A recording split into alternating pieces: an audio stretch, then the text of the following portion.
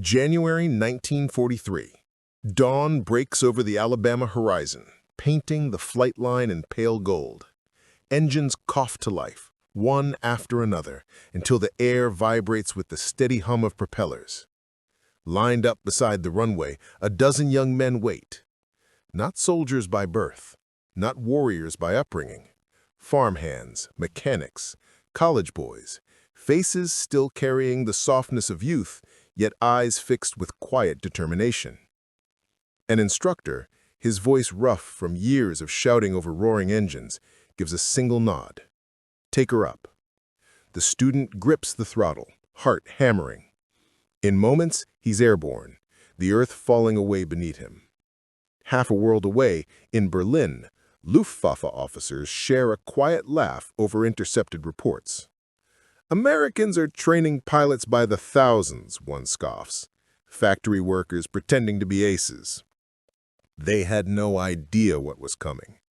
Because from these runways, from these ordinary men, the United States was building the most unstoppable air force the world had ever seen. And soon, the skies would belong to them. In the early years of World War II, the skies of Europe were ruled by the Luftwaffe. From Warsaw to Paris, from the North Sea to the burning sands of North Africa, German pilots flew with deadly precision, honed by years of real combat experience.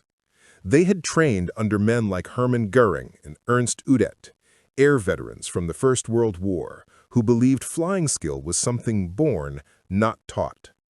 To them, a true fighter pilot was molded by instinct, blood, and national pride, not by classroom lectures or standardized drills. And in 1939, they were right to be confident. The Luftwaffe numbered over 400,000 men, backed by thousands of aircraft. Its pilots had seen battle after battle, mastering aerial tactics that crushed their enemies before they even reached altitude. When the Wehrmacht rolled across Europe, the Luftwaffe owned the sky. Across the Atlantic, America watched, unprepared. The United States Army Air Corps was small, outdated, and largely ceremonial. In 1939, it had fewer than 2,000 trained pilots and less than 1,000 combat-ready planes, many obsolete biplanes from the 1920s. America's military was ranked 17th in the world, behind nations like Portugal and even tiny Romania. When news of France's fall reached Washington, panic rippled through the Pentagon. If Hitler turned west, who could stop him? If he turned east, who would be left to stand against him? President Franklin Roosevelt understood something most of his generals did not. The next war would not be decided by tanks or battleships.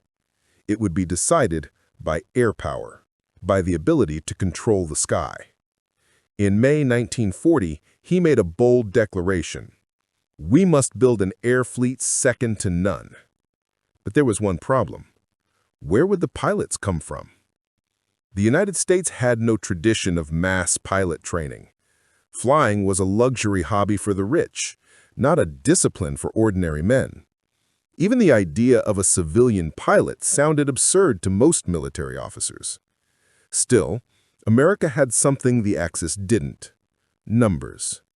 Millions of young men ready to serve, a network of colleges, industries, and vast open land perfect for training. The question was how to turn that raw potential into the precision and courage needed for air combat. By late 1940, the government made its move. The Civilian Pilot Training Program, or CPTP, was created. It was an ambitious plan to teach ordinary citizens to fly using civilian flight schools, college programs, and thousands of newly built airfields across the country. It was revolutionary. Students could learn aviation basics before ever putting on a uniform. Instructors trained not just for skill, but for standardization, a system where any pilot from any state could step into a military aircraft and know exactly what to do. To old-world militaries, it seemed laughable. German officers dismissed it as flying by recipe, a mechanical imitation of true instinct. They believed no factory-trained pilot could ever outmatch a Luftwaffe ace forged by combat. But in America, change was already roaring to life. Factories were expanding, runways were multiplying, and recruiters flooded towns with posters showing proud young men beside sleek aircraft. "Learn to fly for freedom," the posters read. And across the heartland, thousands answered. At Randolph Field in Texas, soon to be called the West Point of the Air, the first waves of cadets marched under blistering sun, learning to salute, to march, and to dream of the sky. They didn't look like warriors yet, but under the right system, they would become something even greater, the backbone of a global air power machine. And while Germany mocked, America quietly built the foundation of the very force that one day would sweep their planes from the sky. Because soon, the experiment would leave the classroom and meet the reality of war. By the dawn of 1941, the scale of what the United States was attempting had no precedent in aviation history. The civilian pilot training program spread across more than 1,400 universities and flight schools nationwide. Small-town airfields turned into classrooms for the sky. Instructors who once gave leisure lessons to businessmen were now training soldiers in goggles and khaki jumpsuits. Each week, thousands of new cadets reported for duty. Farmers, mechanics, postal clerks, even baseball players, all with one thing in common. None had ever imagined themselves as warriors. But in hangars filled with the smell of gasoline and rubber tires, they learned what discipline meant. Every aspect of flying was broken down into a science: aerodynamics, meteorology, engine systems, map reading, aerial gunnery. Nothing was left to instinct. Every cadet learned procedure, the belief that courage was valuable only when guided by method. The Army Air Corps was expanding faster than any organization in U.S. history. By mid-1941, over 27,000 pilots had graduated from training, more than the entire Luftwaffe had trained in its first 6 years. And that was only the beginning. When Japan attacked Pearl Harbor on December 7, 1941, the program exploded into full mobilization. Now it wasn't just about training, it was about survival. Within days, thousands of civilian instructors and aircraft were transferred under the command of the newly formed Army Air Forces. Dozens of new air bases sprouted from desert plains and farmlands: Maxwell Field, Randolph Field, Kelly Field, and hundreds more. Inside these bases, young men were pushed to their limits. The 3-stage training system became legendary. Primary training for the basics: taking off, landing, handling stall recovery. Basic training for flight formation, navigation, and discipline. Advanced training for combat readiness, gunnery, aerobatics, and instrument flying. Failure rates were high. Many never made it past the 2nd stage. But for those who did, something began to change. The Luftwaffe's model relied on elite pilots, a small cadre of experts flying multiple missions until exhaustion. The American model produced standardized excellence, thousands of pilots equally skilled, easily replaced, and interchangeable in tactics. It wasn't about individual glory, it was about system efficiency. And that system was beginning to alarm German intelligence. By 1942, reports reached Berlin describing America's pilot factories, production lines of airmen trained by the hundreds every month. The Germans scoffed at first, dismissing them as mechanical flyers, men who knew how to start an engine but not how to fight. But as one Luftwaffe analyst quietly noted in a classified memo, if the Americans can mass-produce competence, they will mass-produce victory. At home, the cultural shift was visible everywhere. Movies glorified aviation. Recruitment posters painted the cockpit as the new frontier of manhood. Airfields became cities of motion, cadets marching in perfect rhythm, instructors timing every takeoff to the second. The system became a symbol of American adaptability, the ability to turn the ordinary into the extraordinary. And with every passing month, the sky above the United States filled with the steady hum of training aircraft. On any given day in 1943, over 100,000 men were in flight training across North America. To the Germans, it looked like chaos. To the Americans, it was organization, a choreography of motion guided by charts, schedules, and unwavering purpose. When new pilots earned their silver wings, they were no longer the boys who derived from farms or factories. They had learned precision, timing, teamwork, the rhythm of flight. They were not aces yet, but they were ready. And as they prepared to deploy to North Africa and Europe, they carried with them the quiet confidence of a nation that had built something the world had never seen before, a machine that could teach courage at scale. The Luftwaffe didn't know it yet, but the day was coming when their best men, the born flyers of Germany, would meet these factory pilots head-to-head in the skies over Europe. And what happened there would redefine air combat forever. The human factor. They came from every corner of America. A farm in Kansas, a mechanic's shop in Detroit, a college dorm in Ohio. Most had never seen the ocean, let alone an aircraft. Yet within months, these same men would be maneuvering fighter planes faster and deadlier than anything the world had known a decade earlier. It wasn't just training, it was transformation. Every cadet entered the program as a number, an aviation cadet. But by the end of their journey, they carried something deeper, a shared identity. They learned to endure exhaustion, to fly through turbulence, to master fear at 5,000 feet. Instructors drilled into them a simple truth. Flying doesn't forgive mistakes. There were no second chances in the air. When a cadet's aircraft went down during training, and many did, the rest carried on silently. The message was clear. Discipline wasn't just duty, it was survival. Through repetition, hardship, and teamwork, these men discovered what it meant to belong to something larger than themselves. By the time they reached advanced flight school, they had changed. They no longer walked with the casual ease of civilians. They moved with precision, eyes always measuring distance, speed, and weather.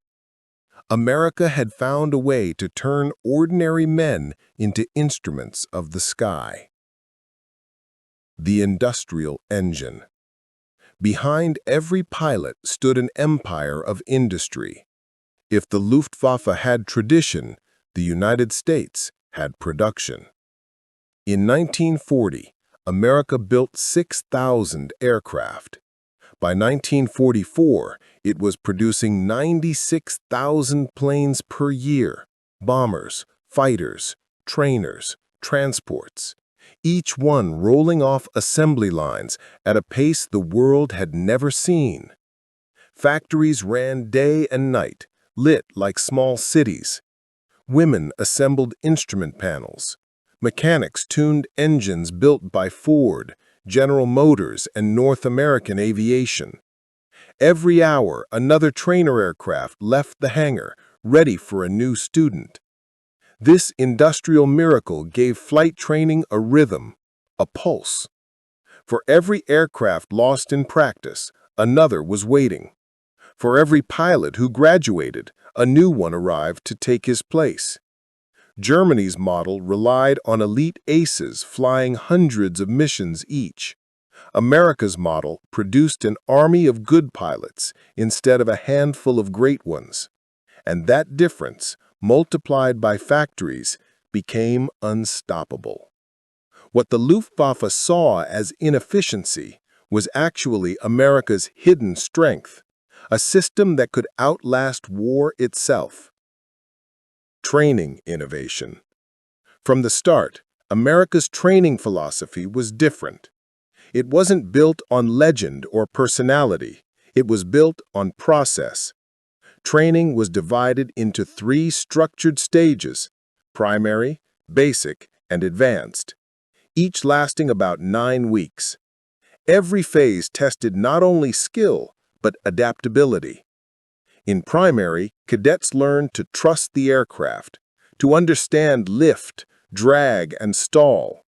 In basic, they were drilled on formation flying and instrument navigation. In advanced, they faced combat simulation, aerial gunnery, night flying, high-G maneuvers.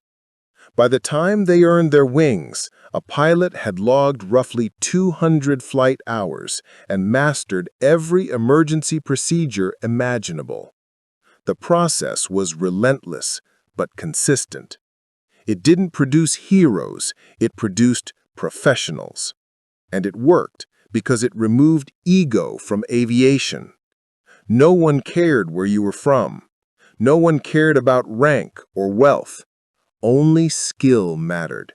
Skill proven in the cockpit, under pressure, in wind and heat and fear. Every man trained to the same standard. Every pilot learned to fight not for personal glory, but for formation, for the man on his wing. That was the secret. The U.S. didn't just train pilots, it trained teams in the sky, a doctrine that would later define the air war over Europe. Leadership and vision. At the center of it all was one man, General Henry Hap Arnold.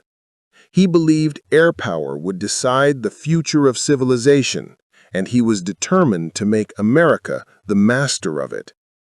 Arnold's genius wasn't in flying, it was in organization.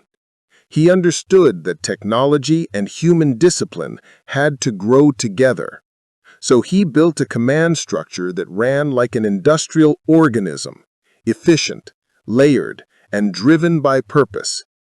He championed flight simulators, written tests, and psychological screening long before other nations saw their value. He turned pilot training into a science, a blend of engineering, psychology, and logistics. Under his leadership, the Air Forces became something new in human history, a machine capable of mass-producing skill. Arnold's men called him demanding, even cold, but his eyes were fixed on the future. He once said, "In the next war, victory will belong to the side that controls the air." And under his command, America ensured that control would never again belong to anyone else. By 1943, these elements, human endurance, industrial power, and visionary leadership, fused into one unstoppable force. Tens of thousands of trained pilots were now crossing the Atlantic, ready for their first taste of combat. But even then, German intelligence still doubted them. They called them factory pilots, book-trained flyers, men who lacked the killer instinct of a true ace.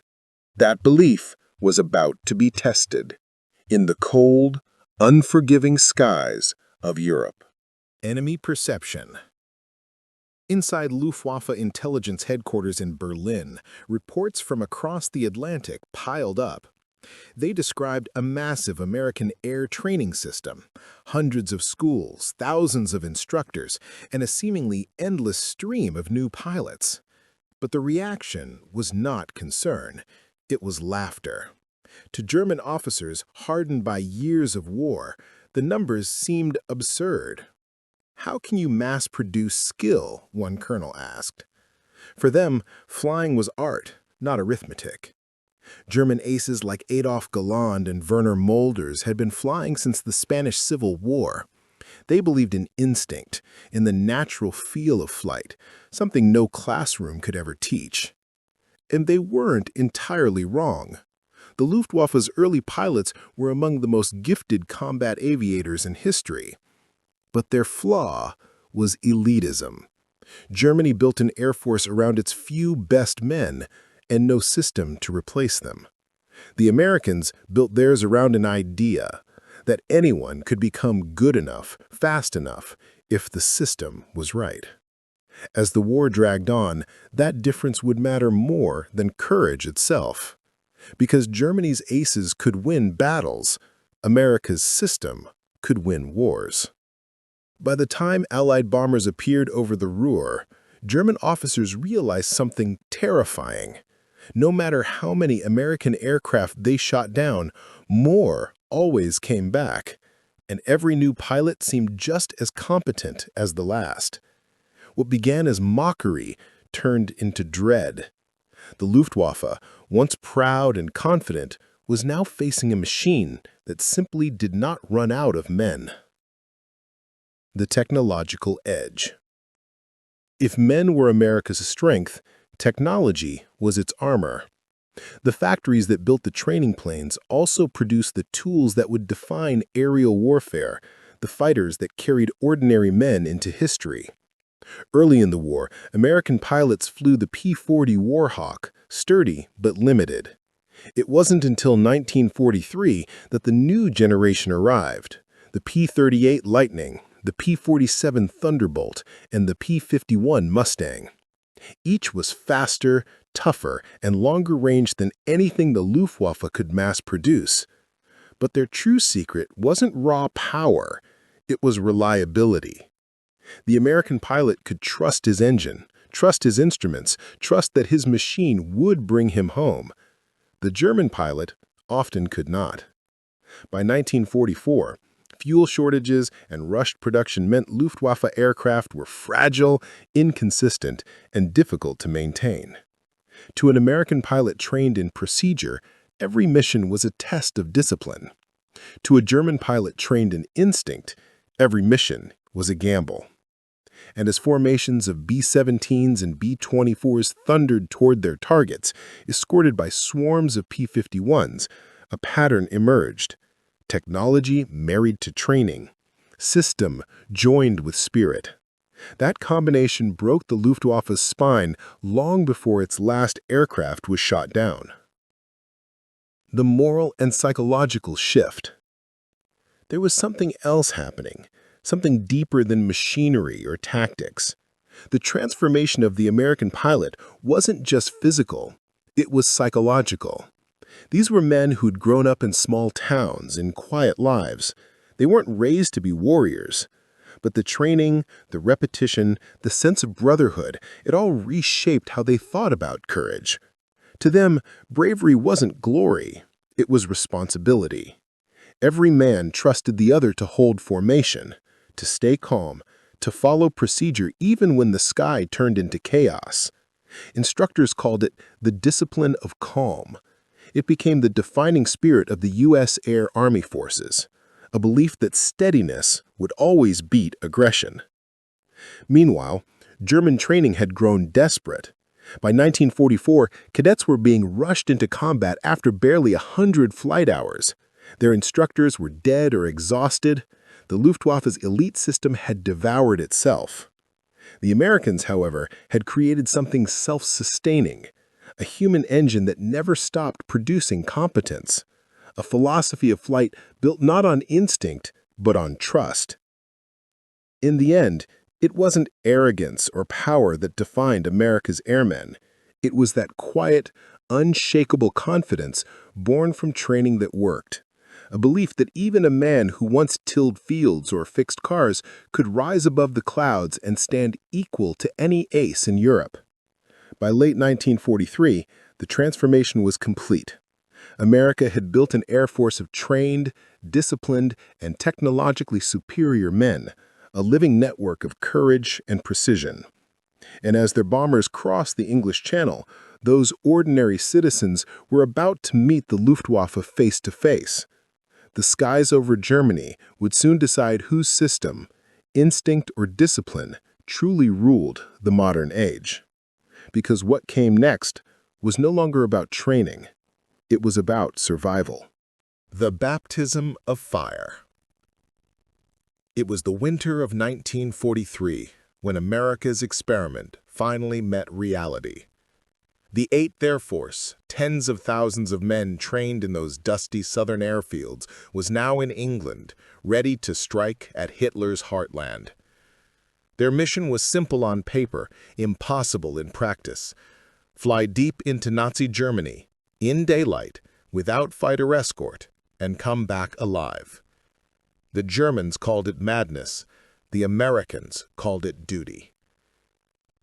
When the first formations of B-17 flying fortresses lifted off from English runways, the ground shook with thunder. Engines roared in harmony, wings gleamed silver in the morning sun, and inside each bomber sat 10 men, young, serious, silent. They were trained, they were ready, and most of them knew they might never come home. First contact. Over the North Sea, the air was calm, but as they crossed into occupied Europe, black smoke burst around them, flak. The Germans had been waiting. Then came the fighters. Messerschmitts and Focke-Wulfs dove from the clouds, their cannon fires slicing through formations like lightning. For the first time, those assembly line pilots faced the Luftwaffe in open battle, and the world watched to see if the American system would collapse. Inside the bombers, discipline took over. The radio chatter was steady, the gunners focused. No panic, no chaos. One pilot, Lieutenant Charles Brown, later recalled, "They told us to trust the system, trust your crew, trust the training. And when the sky exploded around us, we did." The Germans expected fear. What they met was precision. Every gun turret opened fire in perfect rhythm, overlapping arcs of defense that turned the bombers into flying fortresses in every sense. German aces, used to scattering untrained foes, found themselves flying into walls of steel. The turning sky. By late 1943, something had shifted. The Luftwaffe was still deadly, but the rhythm of the air war was changing. American bomber formations were growing tighter, more efficient, more relentless. Each mission that returned, no matter how bloody, trained the next wave. The machine of learning never stopped. Then came the P-47 Thunderbolt, the Jug. It was heavy, ugly, and loud, but it could dive faster and hit harder than anything in the sky. For months, it escorted bombers partway across Europe, slowly pushing the Luftwaffe backward. And then, in 1944, came the P-51 Mustang. Sleek, elegant, and unstoppable. With long-range fuel tanks, it could finally fly all the way to Berlin and back. When the Mustangs arrived, everything changed. The day Germany realized. There's a story often told among surviving Luftwaffe pilots. The first time they saw Mustangs escorting bombers deep inside Germany, many refused to believe it. One ace reportedly shouted over the radio, "It's impossible. They can't have fuel for that distance." But they did. And worse, there were hundreds of them. The Americans weren't just bombing factories anymore. They were destroying the Luftwaffe itself. Every airfield, every hangar, every plane that took off became a target. The German Air Force, once the terror of Europe, was being dismantled not just by skill, but by sheer endurance. No matter how many American planes were lost, new ones arrived the next week, and every new pilot fought with the same precision as the last. The Luftwaffe was bleeding out, slowly and inevitably, in the cold blue skies over Europe. The human cost. But victory came at a price. In 1943 alone, more than 26,000 American airmen were killed, most burned or vanished in the thin air over enemy territory. For every man who survived, 10 others didn't. And yet they kept flying, because the system didn't just train them to fight, it trained them to endure. Pilots rotated home, became instructors, and passed on lessons written in blood. Each new class flew better, lasted longer, and hit harder than the one before. It wasn't bravery alone that sustained them, it was faith. Faith in the machine, in the training, in the idea that every sacrifice was sharpening the blade of victory. And when the Luftwaffe finally began to crack, the men who once doubted themselves, the farm boys, the mechanics, the sons of factory workers, realized they had become what the world once said they could never be, the masters of the air. Fade out. By the spring of 1944, the skies over Europe no longer belonged to Germany. They belonged to the Americans. And soon those skies would be used for something far greater, the liberation of Europe itself. The next step was Operation Overlord, and the men who had once been students in Alabama or Texas were now clearing the path for D-Day. They had proven the impossible, that courage could be taught, that discipline could defeat instinct, and that ordinary men could rise into the storm and never fall back to earth the same again. The breaking point.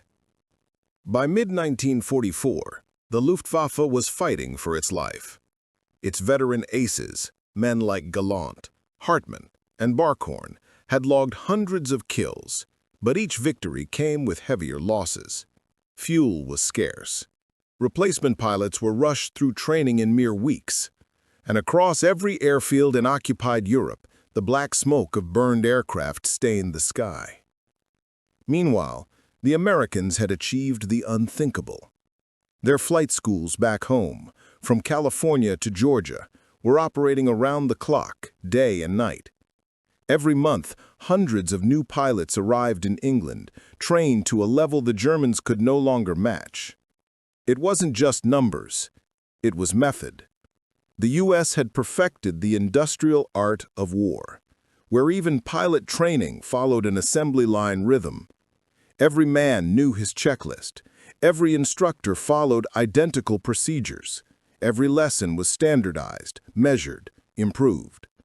And so while Germany's finest were dwindling in desperate dogfights, America's skies were filled with the next generation, already waiting to take their place. Operation Argument, Big Week. Then came February 1944. The mission was simple: destroy the Luftwaffe once and for all. It was called Operation Argument, but among the airmen it had another name, Big Week. For 7 days, bombers struck deep inside Germany, Leipzig, Augsburg, Regensburg, and this time they had full fighter escort. Thousands of P-51 Mustangs swarmed the skies, slashing through enemy interceptors like hawks among crows. The Luftwaffe threw everything it had left, but wave after wave of American formations kept coming, precise, relentless, unstoppable. One German ace wrote in his diary afterward, "There were so many of them, we could not believe it. It was as if the sky itself had turned against us." Factories burned, airfields were cratered, fuel depots vanished in firestorms. And by the end of that single week, the Luftwaffe had lost nearly 20% of its remaining strength. It was the moment the air war turned irreversibly in America's favor. The death of the Luftwaffe. After Big Week, Germany could never recover. The Allied bombers grew bolder, striking Berlin in daylight, something once thought suicidal. And when the D-Day landings began in June 1944, the Luftwaffe barely appeared. Out of more than 3,000 aircraft that could have attacked, only a handful took off. They were too few, too tired, too outmatched. In contrast, American airmen flew over the beaches in perfect formation, covering the invasion fleet, cutting down any remaining resistance. For the Germans on the ground, the once proud Luftwaffe was now just a rumor, a ghost of its former power. And the irony was unmistakable. The same Americans they had mocked, the amateurs, the civilian flyers, the factory-trained kids, had destroyed the most feared air force on Earth.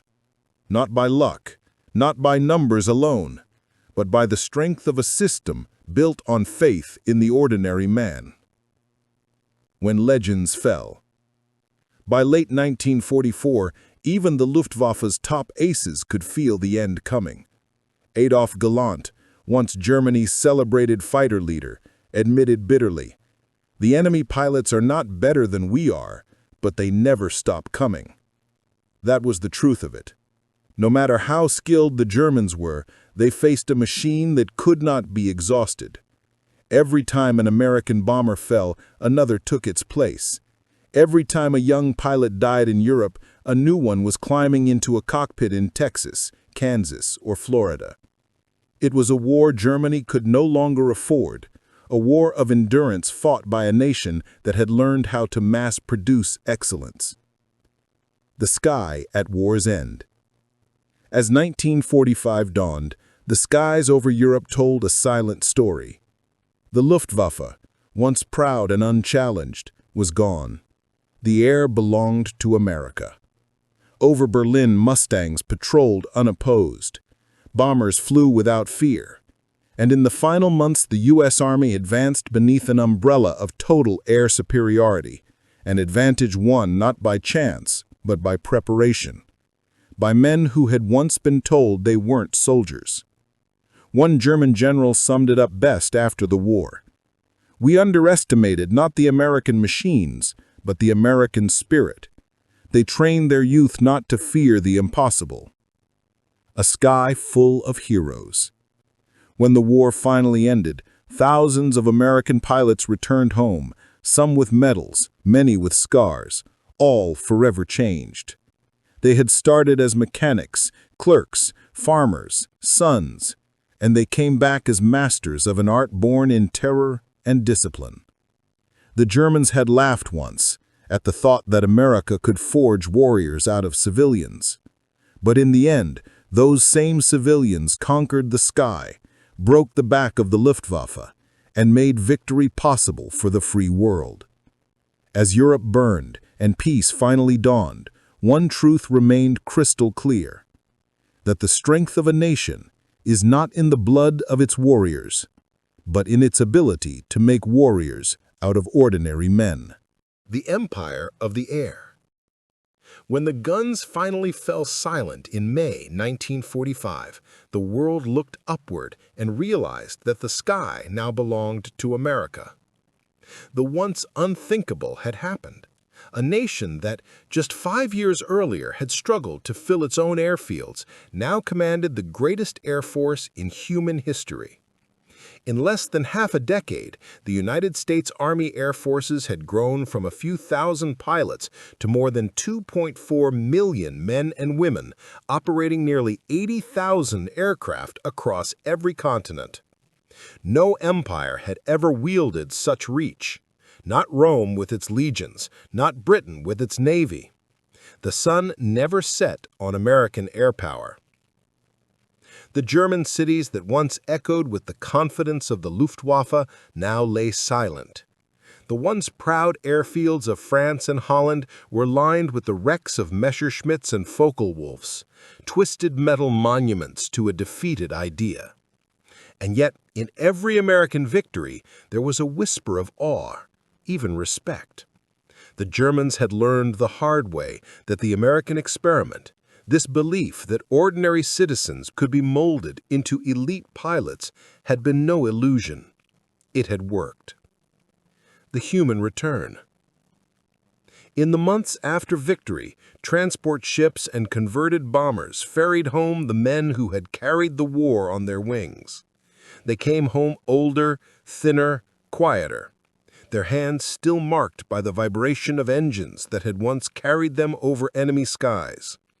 Some went back to farms, some to factories, some to college on the new GI Bill, becoming engineers, teachers, and fathers who could still look at the clouds and feel the pull of altitude in their veins. But no one who flew ever saw the world the same way again. As one returning pilot said while watching his hometown fade below from a train window, "Once you've seen the curve of the Earth from 30,000 feet, you can't go back to seeing it as flat." They had been young when they left, boys in leather jackets and borrowed courage. They came back as the first generation of the modern airmen. The legacy of learning. Behind their triumph lay something far deeper than victory, a revolution in how nations trained and fought. The American model had proven that mastery could be systematized, that courage could be taught, measured, and refined through process, not just instinct. Before the war, Europe's air powers had relied on elite schools and natural talent, a narrow pyramid of skill. But the U.S. built a factory of competence. It didn't just create heroes, it created systems that produced heroes endlessly.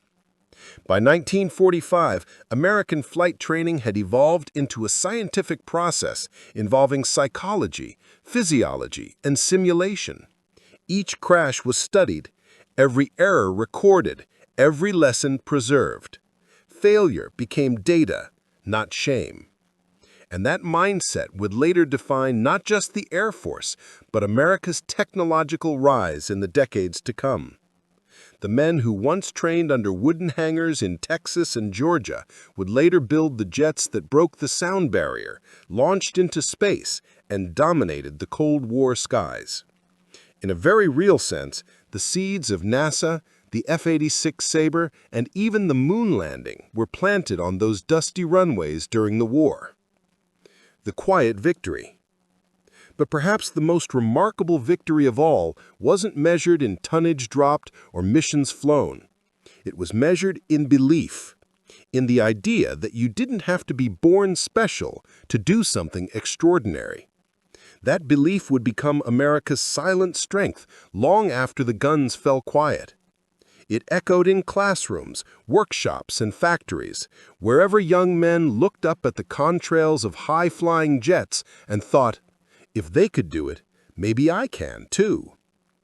The war had ended, but the American sky, vast, patient, full of memory, still hummed with the spirit of those who learned to fly not because they were born to, but because their nation believed they could be taught to. The birth of the Air Age. The years that followed World War II were marked by a single truth. Whoever controlled the skies controlled the future. And America did. In 1947, the United States officially created the U.S. Air Force, a separate branch born from the blood, innovation, and lessons of the war. Its pilots were no longer just warriors.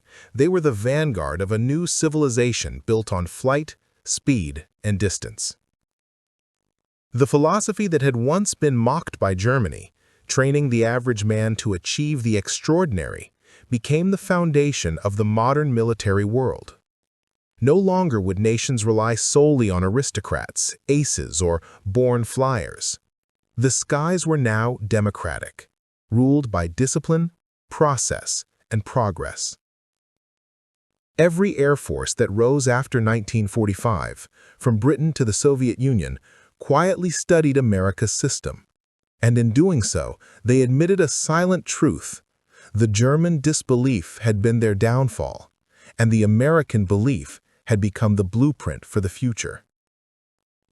The Cold War legacy. As the Iron Curtain fell across Europe, the world's new battlefield stretched high above it. Jet fighters replaced propeller planes, and nuclear bombers carried the weight of nations on their wings. But behind every mission, every machine, and every new generation of pilot, the same spirit endured. The farm boys who once learned to fly in wooden classrooms now taught a new kind of war. One waged at supersonic speed, where decisions were made in seconds, and precision mattered more than courage alone. From the Berlin airlift to the skies over Korea and Vietnam, America's airmen carried forward that wartime inheritance, the belief that excellence wasn't born, it was built. And as Soviet MiGs challenged the skies, the quiet confidence of the American pilot remained the same, shaped by a system that refused to accept limits. Germany's reflection.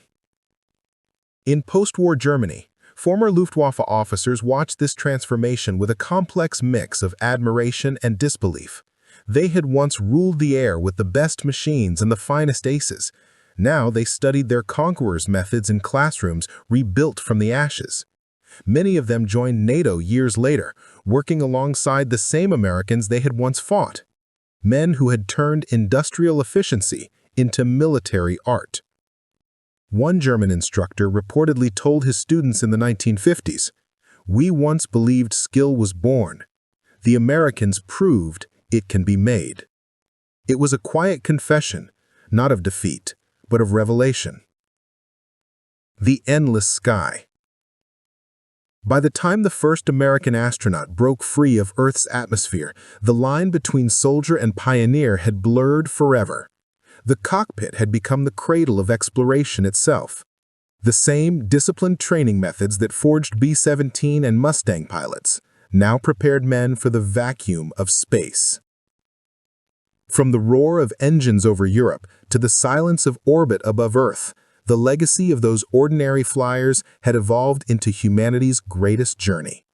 And it all began with a belief Germany once laughed at. A legacy written in the clouds.